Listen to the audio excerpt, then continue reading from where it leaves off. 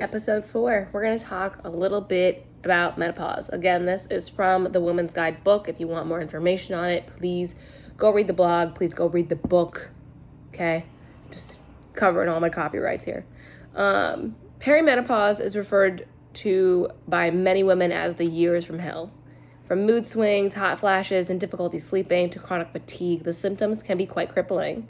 Diet also plays a huge role in ensuring to eat an anti-inflammatory diet with a focus on reducing added sugars and processed vegetable oils can help to reduce inflammation, which can exacerbate symptoms.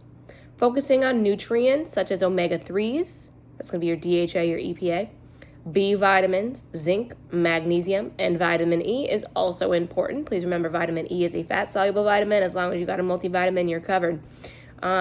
The author of this book found in practice that some women also benefit from a moderate to low carb diet as estrogen levels drop because low estrogen decreases your body's ability to utilize glucose. Estrogen is powerful in preserving bone mineral density and reducing the risk of cardiovascular disease. Progesterone increases your metabolism, helps your body use fat for energy, and enhances your sex drive.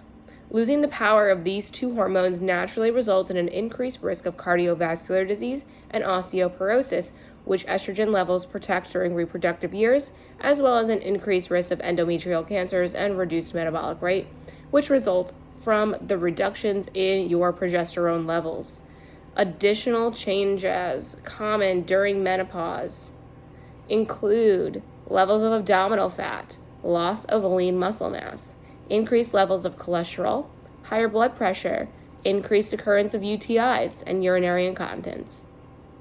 Because of the increased insulin sensitivity due to less estrogen, you basically have to make it a point to eat whole foods 90% of the time, lots of fiber added to your diet, lots of fiber and protein and fats added into your simple carbs. If you watched my previous podcast number 1 about carbs, see that post. And one, just make sure to be kind to yourself. Our bodies are constantly changing and evolving and growing throughout all of the periods of our life. This process can be miserable and it can take a huge toll on your mental health.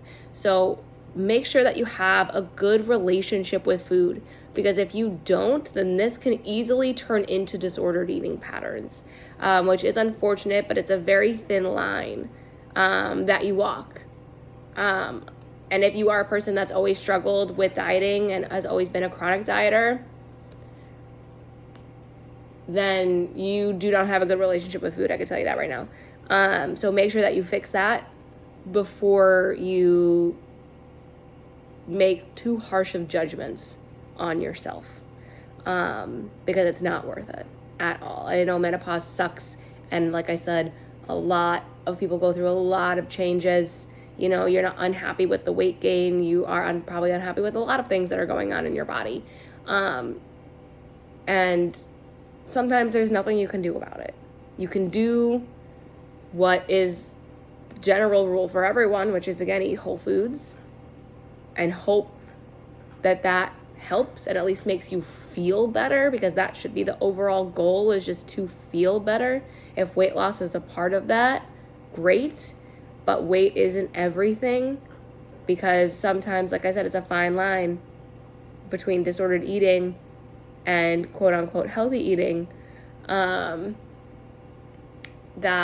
can be a mind fuck, for lack of a better word. And you kind of almost, like I said, you have to choose. You have to actively choose.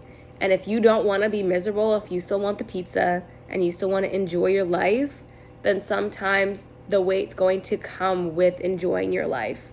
So don't be too hard on yourself, guys. Please don't do it. It's not worth it in the long run. Okay?